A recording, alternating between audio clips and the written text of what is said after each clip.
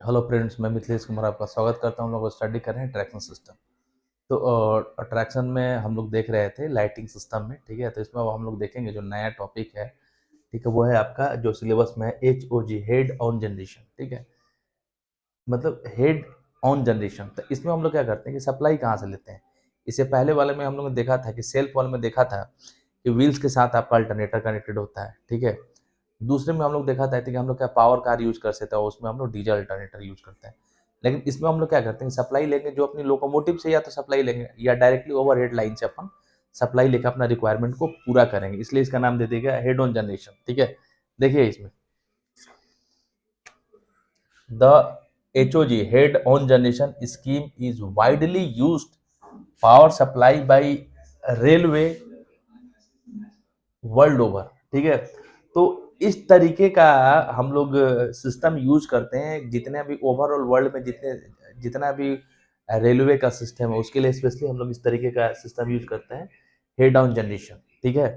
The head on generation scheme is widely used power supply by railway overall overall जो world में इस तरीके का पावर सप्लाई अपन use करते हैं लाइटिंग के लिए, ठीक है।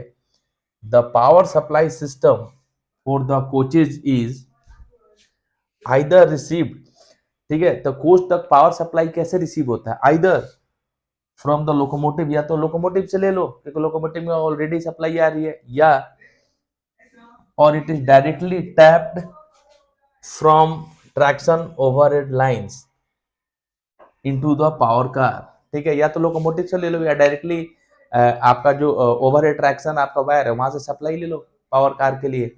और देन आपका जो भी इस तरीके का जो वर्क है कोचेस के लिए, जो लोड है, लाइट है, एसी चलाना है, वो कंप्लीट कीजिए आप, ठीक है। तो उसी चीज को लिख दिया मैंने, either receive from the locomotive or is directly tap from traction overhead lines into the power car. The system is considered to provide cost effective. तो इस हेड ऑन जनरेशन जो होता है वो कॉस्ट इफेक्टिव होता है, कॉस्ट इफेक्टिव है। क्यों? इसमें अलग से अपने को क्या है कि डीजल अल्टरनेटर का यूज नहीं करना पड़ रहा है, ठीक है। डायरेक्टली अपन सप्लाई ले रहे हैं ओवरहेड वायर से या लोकोमोटिव से, ठीक है। Reliable and energy efficient supply system for coaches, ठीक है। कॉस्ट इफेक्टिव भी है, रिलायबल है, एंड एनर्जी इफिशियंट सप्लाई देता है किसको, कोचेस को। रेगुलर पावर सप्लाई देगा, इफिशियंट भी है, रिलायबल भी है, कॉस्ट इफेक्टिव भी है, ठीक है। क्लियर है? आगे देखिए, the head on generation scheme can be considered with following two option, ठीक है। तो जो हेड ऑन स्कीम है उसको दो तरीके से हम लोग यूज करते हैं। Can be consider with following two option, यहाँ पर दो ऑप्शन है। पहला ऑप्शन क्या है, hotel load power is taken from electric diesel locomotive, ठीक है। तो होटल लोड का मतलब क्या, वो जो कोच का लोड होता है, ठीक है, वो जो अपना लोड है वो सप्लाई कहाँ से लेगा, इलेक्ट्रिक या डीजल लोकोमोटिव होगा, वहां से अपन क्या करेंगे, सप्लाई लेंगे। या hotel load power supply directly from the OHE through a separate pantograph mounted on the power car, ठीक है। या तो आप लोकोमोटिव से सप्लाई ले लो, या दूसरा चीज क्या है कि लोकोमोटिव के ऊपर या जो पावर कार बोला जाता है उसके ऊपर अपन क्या करेंगे, पेंटोग्राफ लगा देंगे। और पेंटोग्राफ की सहायता से अपन क्या करेंगे, पावर को रिसीव करके अपना क्या करेंगे, जो अपना लोड का रिक्वायरमेंट है उसको पूरा करेंगे। दोनों तरीके से, या तो लोकोमोटिव से ले लो, लोकोमोटिव में ऑलरेडी सप्लाई आ रही है, ठीक है, या डायरेक्टली अलग से पेंटोग्राफ की सहायता से इंडिविजुअल आप पावर सप्लाई ले लो, सिर्फ लोड को पूरा करने के लिए। जो कौन सा लोड, जो लोड मेरा कोचेस में है, एसी चल रहा है, पंखा चल रहा है, फैन चल रहा है, या चार्जिंग सॉकेट है, उसके लिए। दूसरा जो है, the second system is not considered technically feasible for Indian railway, ठीक है। जो दूसरा है वो अपने इंडियन रेलवे के लिए फिजिबल नहीं है, सुटेबल नहीं, इसलिए उसको यूज नहीं करते हैं ड्यू टू सम लिमिटेशन के कारण, ठीक है। तो पहला ऑप्शन ही यूज करते हैं। पहले ऑप्शन में अपन सप्लाई कहाँ से लेते हैं, लोकोमोटिव से, या डायरेक्टली आप OHE से अपन सप्लाई ले सकते हैं, ओवरहेड इक्विपमेंट, ठीक है। Head on generation scheme where power is taken from electric diesel locomotive, ठीक है। तो आपका हेड ऑन जनरेशन एक स्कीम है जहां पर अपन जो पावर इज टेकन फ्रॉम, जहां पे पावर अपन कहाँ से लेते हैं, या तो इलेक्ट्रिक या डीजल लोकोमोटिव से लेते हैं, या ओवर लाइन से डायरेक्टली पेंटोग्राफ से हम लोग क्या करते हैं कि कनेक्ट करके उसको रिसीव करते हैं। ठीक है, आगे इसमें और कुछ पॉइंट्स है उसको डिस्कस करते हैं।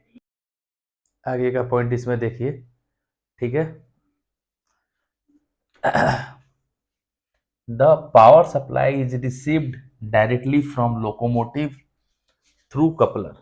ठीक है, तो देखिए अब मैंने क्या बोला कि दो तरीके से पावर को रिसीव करते हैं, डायरेक्टली आपको लोकोमोटिव से भी रिसीव कर सकते हो या ओवरहेड लाइन से रिसीव कर सकते हो। तो लोकोमोटिव से अपन पावर रिसीव कर सकें कैसे, अपन भी इसमें कपलर लगाते हैं। ठीक है, मतलब एक मीडियम लगाते हैं। ठीक है, और बस कपलर होता है। ठीक है, उस कपलर के थ्रू अपन क्या करते हैं, लोकोमोटिव से अपन पावर को कलेक्ट करते हैं और देन अपन जो भी कोच का लोड है उसको पूरा करते हैं। ठीक है, the supply from locomotive can be, ठीक है, जो लोकोमोटिव से जो सप्लाई लिया जाता है वो कितना होता है, 750 वोल्ट थ्री फेज सप्लाई और सिंगल फेज सप्लाई। ठीक है, receive from A loco is regulated. ठीक है, कहने का मतलब ये है कि जो लोकोमोटिव से जो अपने को रिसीव होता है पावर कितना होता है, 750 वोल्ट थ्री फेज सप्लाई और सिंगल फेज सप्लाई जो है वो कहाँ से रिसीव होता है, लोको से रिसीव होता है। उसको देन हम लोग क्या करते हैं, रेगुलेट करते हैं, regulated and step down in individual AC coaches. ठीक है, और उसको हम लोग क्या करते हैं कि रेगुलेट करते हैं और इंडिविजुअल एसी कोच में हम उसको क्या करते हैं, स्टेप डाउन करते हैं कि जैसा अपने को वोल्टेज चाहिए उस हिसाब से अपन उसको स्टेप डाउन कर देंगे with the help of converter to provide a regulated 450 volt three phase supply. ठीक है, तो अब देखिए अब हम लोग इसको यहाँ पे इसको स्टेप डाउन कर दिया। ठीक है, स्टेप डाउन करके अपन लेके आए 450 volt three phase supply. Similarly in AC coaches power supply from locomotive can be stepped down and regulated to provide single phase। ठीक है, और उसी तरीके से जो अपना लोकोमोटिव से जो power single phase power supply मिलता है उसको हम लोग क्या करेंगे, स्टेप डाउन कर देंगे। ठीक है, 110 वोल्ट एसी सप्लाई, और उससे अपन क्या करेंगे, जो भी फैन लाइट्स या पावर सॉकेट है चार्जिंग वगैरह की उसको अपन क्या करेंगे, ऑपरेट करेंगे। One power car with a standby diesel generator set is also used in the train। ठीक है, इमरजेंसी के लिए हम लोग क्या करते हैं, एक पावर कार यूज करते हैं जिसमें आपका एक डीजल जनरेटर सेट होता है। इनकेस अगर पावर सप्लाई फेल हो जाती है या कुछ अपना सिस्टम किसी भी तरीके से इंटरप्ट फेल हो जाता है, तो हम लोग क्या करेंगे कि इस तरीके से सप्लाई के लिए जो अपना डीजल जनरेटर सेट है जो इमरजेंसी के लिए रखे हुए उसको अपन ऑन कर देंगे और अपना जो सप्लाई सिस्टम है, ठीक है, उसको अपन पावर दे सकेंगे। ठीक है, which can supply power to the coaches in case of failure of locomotive। ठीक है, तो अगर लोकोमोटिव फेल हो जाता है तो उस इमरजेंसी केस में जो डीजल जो जनरेटर है वो क्या हो जाएगा, आपका एक्टिव हो जाएगा, अल्टरनेटर एक्टिव हो जाएगा और अपन कोच में अपन पावर सप्लाई को दे देंगे। फिर से देख लीजिए, the power supply is received directly from the locomotive through coupler. जो मतलब कि कोच के लिए जो पावर सप्लाई देते हैं वो लोकोमोटिव से कैसे रिसीव होता है, कपलर के द्वारा रिसीव होता है। The supply from locomotive can be 750 volt three phase supply. Locomotive से जो सप्लाई अपने को रिसीव होता है उसकी रेटिंग कितनी है, 750 वोल्ट थ्री फेज, और a single phase supply receive from the loco, और एक सिंगल फेज सप्लाई भी अपनों को लोको से क्या होती है, रिसीव होती है, और अपन उसको रेगुलेट करते हैं, regulated and step down in individual AC coaches. ठीक है, तो अलग अलग इंडिविजुअल ऐसी कोच है उसमें अपने को पावर सप्लाई मिल गई, तो अब हम लोग उसको रेगुलेट करेंगे, उसको स्टेप डाउन करेंगे कहाँ तक, ठीक है, regulated 450 volt three phase supply. ठीक है, तो हम लोग 750 को अपन क्या करेंगे, स्टेप डाउन करके ले आएंगे 450 वोल्ट थ्री फेज पे। ठीक है, सिमिलरली जो आपका सिंगल फेज एसी लोगों से जो अपने को रिसीव हो रहा था उसको अपन क्या करेंगे, स्टेप डाउन करेंगे, और स्टेप डाउन करके कहाँ पे ले आएंगे, सिंगल फेज 110 वोल्ट। ठीक है, और देन उससे अपना क्या है कि लाइटिंग फैंस वगैरह का को अपन ऑपरेट कराएंगे। ठीक है, इसमें अपन एक पावर कार यूज करते हैं जिसमें क्या होता है कि डीजल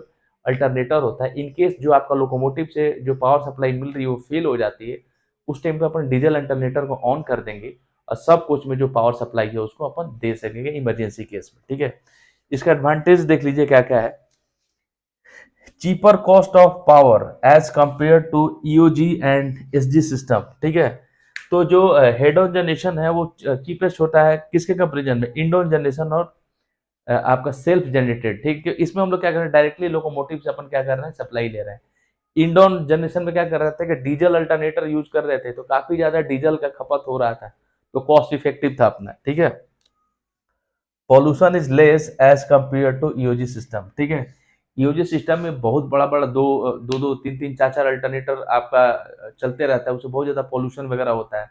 इसमें हम लोग क्या करते हैं, डायरेक्टली अपना लोकोमोटिव से सप्लाई ले रहे हैं, तो किसी भी तरीके का पॉल्यूशन नहीं होता है, ठीक है। तो इसमें पॉल्यूशन बहुत कम होता है, ना के बराबर होता है, ठीक है, ईओजी के कंपेरिजन में। वन पावर कार में be replaced by trailer coaches, revenue revenue increase. देखिए, जैसे इंड ऑफ जनरेशन सिस्टम हम लोग क्या करते हैं कि दो पावर कार यूज कर रहे थे और उसमें अपन डीजल अल्टरनेटर रखा हुआ था। तो अब हम लोग क्या कर रहे हैं कि उसमें से एक जो आपका पावर कार है ना, उसको हम लोग क्या कर रहे हैं, कोच में कन्वर्ट कर देते हैं। तो हम लोग देखते हैं कि एक कोच में 72 सीट आती है, ठीक है। तो कहीं ना कहीं हमारा जो रेवेन्यू है वो क्या हो गया, इंक्रीज हो गया, कि एक पावर कार को अपन कोच में कन्वर्ट करके उससे रेवेन्यू जो अपना आ रहा है, ठीक है, तो अपना रेवेन्यू अपना इंक्रीज होगा, ठीक है। तो वही चीज को लिख दिया मैंने, वन पावर कार में be replaced by trailer coach, ठीक है। एक जो आपका पावर कार था उसको ट्रेलर कोच में अपन क्या कर दिए, रिप्लेस कर दिए, जिससे अपना रेवेन्यू था वो क्या हो गया, इंक्रीज हो गया, ठीक है। आगे का पॉइंट भी देखते हैं इसमें क्या है, आगे देखिए इसमें एडवांटेज में ही, escorting staff will be reduce to one power car. कहने का मतलब है कि अगर पावर कार है तो उसमें अल्टरनेटर यूज हो रहा है, डीजल अल्टरनेटर, तो उसकी देखभाल के लिए, इसका स्कॉट करने के लिए अपन क्या करते हैं कि उसमें स्टाफ रखते हैं। अगर वन आपका पावर कार ही हटा दिए तो जो नंबर, तो उसमें जो स्टाफ काम कर रहा था वो भी रिड्यूस हो जाएगा, ठीक है। तो अपन नंबर ऑफ स्टाफ इसमें कम कर सकते हैं। Escorting staff will be reduce to one power car, one power car में जितना स्टाफ लगा हुआ था वो रिड्यूस हो जाएगा, तो ओवरऑल जो कॉस्ट होगा, जो उनके सैलरी देते हैं, वो वाला पार्ट क्या हो जाएगा, रिड्यूस हो जाएगा, ठीक है। The net dead weight of the train is reduce, ठीक है। जब एक पावर कार ही हटा दिया तो जो उसमें डीजल अल्टरनेटर यूज हो रहा था, जो काफी ज्यादा हेवी होता है, ठीक है, तो जो डेड वेट है अल्टरनेटर वगैरह का, ठीक है, तो उसके चलते जो कोच या जो ट्रेन का ओवरऑल जो डेड वेट है वो क्या हो जाएगा, रिड्यूस हो जाएगा, ठीक है। The net dead weight of the train is reduce. Head on generation type AC coaches can be used in EOG type trains, ठीक है। कहने का मतलब ये है कि जो एच हेड ऑन जनरेशन में जो एसी कोचेज में जिस तरीके से अपन सप्लाई दे रहे हैं, ठीक है, तो उसको अपन ईओजी टाइप ट्रेन में भी अपन यूज कर सकते हैं, ठीक है। तो जैसे ईओजी सिस्टम अपन स्पेशली क्या करते हैं कि डीजल अल्टरनेटर यूज कर रहे हैं, लेकिन इसमें अपन डीजल अल्टरनेटर यूज नहीं कर रहे हैं, तो इसको भी अपन क्या कर रहे हैं कि इसको इस टेक्निकल टेक्नोलॉजी का इस्तेमाल अपन end on generation type system में भी अपन यूज कर सकते हैं, ठीक है। This system is compatible with diesel and electric traction. तो देखिए भैया कि जो आपका हेड ऑन जनरेशन है वो डीजल और इलेक्ट्रिक दोनों के साथ कंफर्टेबल है, ठीक है। कि ऑलरेडी अपना लोकोमोटिव से ओवरहेड से सप्लाई ले रहे हैं, ठीक है, और इनकेस इमरजेंसी के लिए अपन क्या कर रहे हैं, डीजल अल्टरनेटर भी यूज कर रहे हैं, ठीक है। तो दोनों सिस्टम के साथ कंपेटेबल है, क्लियर।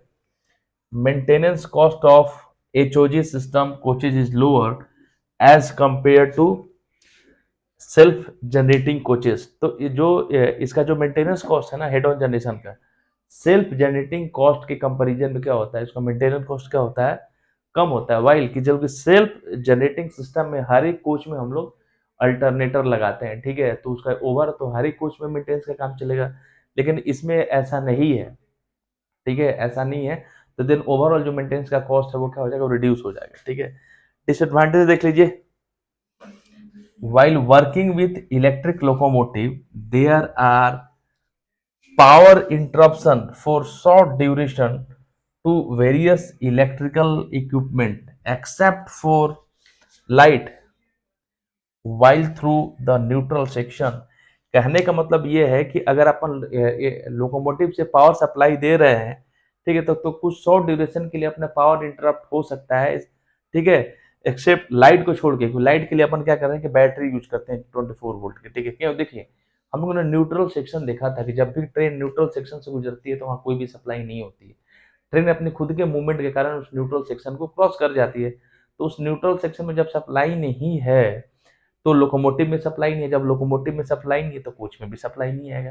ठीक है, तो उस टाइम पे ऐसा लगता है ना कि अरे सडनली कोच में अंधेरा छा गया, ठीक है, या जो अपने सिस्टम है वो बंद हो गया। तो ये इसका बहुत बड़ा डिसएडवांटेज है कि जब भी न्यूट्रल सेक्शन से ट्रेन क्रॉस करती है उस वाले सेक्शन में कोई भी पावर सप्लाई नहीं होती है, और अपन क्या करें कि लोकोमोटिव या ओवरहेड से अपन सप्लाई लेते हैं, ठीक है। तो उस केस में क्या होगा कि उस शॉर्ट ड्यूरेशन के लिए जो कोच में पावर सप्लाई इंटरप्ट हो जाएगी, ठीक है।